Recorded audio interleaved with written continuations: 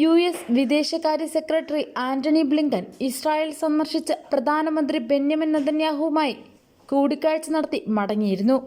പിന്നാലെ അദ്ദേഹത്തിന്റെ പ്രസ്താവന വന്നത് ഇസ്രായേലിനെ പോലും ഞെട്ടിച്ചിരിക്കുകയാണ്. ഗാസയിൽ വെടിനിർത്തലും ബന്ദിമോചനവും സാധ്യമാക്കാനുള്ള ഏറ്റവും മികച്ചതും അവസാനത്തേതുമായ അവസരമാണിതെന്ന് ബ്ലിങ്കൻ പറഞ്ഞു.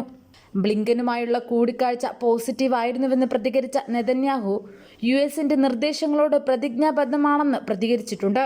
ഇസ്രായേൽ പ്രസിഡന്റ് ഇസാക് ഹെർസോഗുമായും ബ്ലിങ്കൻ കൂടിക്കാഴ്ച നടത്തി.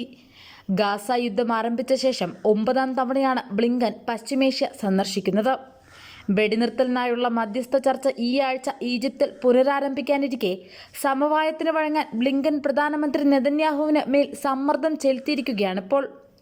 ഓരോ തവണയും പുതിയ നിബന്ധനകൾ മുന്നോട്ട് വെച്ച് നെതന്യാഹു പ്രശ്നപരിഹാരം തടസ്സപ്പെടുത്തുകയാണെന്ന് നേരത്തെ ഹമാസ് ആരോപിച്ചിരുന്നു. ഹമാസ് നേതാവ് ഇസ്മായിൽ ഹനിയെ ടെഹ്റാനിൽ കൊല്ലപ്പെട്ടതിനെ തുടർന്ന് ഇറാൻ ഇസ്രായേലിനെ ആക്രമിച്ചേക്കുമെന്ന ഭീഷണിക്കിടെയാണ് യു.എസ്. മധ്യസ്ഥ ശ്രമം ഊർജിതപ്പെടുത്തിയത്. ഗാസയിൽ വെടിനിർത്തൽ സാധ്യമായാൽ ഇറാൻ പ്രതികാര നടപടിയിൽ നിന്ന് പിന്മാറുമെന്ന സൂചനയും ഇപ്പോഴത്തെ ഊർജിത ശ്രമത്തിന് പിന്നിലുണ്ട്. അതിനിടെ ഗാസയിൽ 24 മണിക്കൂറിനിടെ 40 പേർ കൂടി ഇസ്രായേൽ ആക്രമണത്തിൽ കൊല്ലപ്പെട്ടിട്ടുണ്ട്. ഒറ്റ ദിവസം 45 കേന്ദ്രങ്ങളെ ലക്ഷ്യമാക്കി ഇസ്രായേൽ വ്യോമാക്രമണം നടത്തി. ഇതോടെ ഇതുവരെ കൊല്ലപ്പെട്ട പലസ്തീനികൾ 40,139 92,743 പേർക്ക് പരിക്കേറ്റു.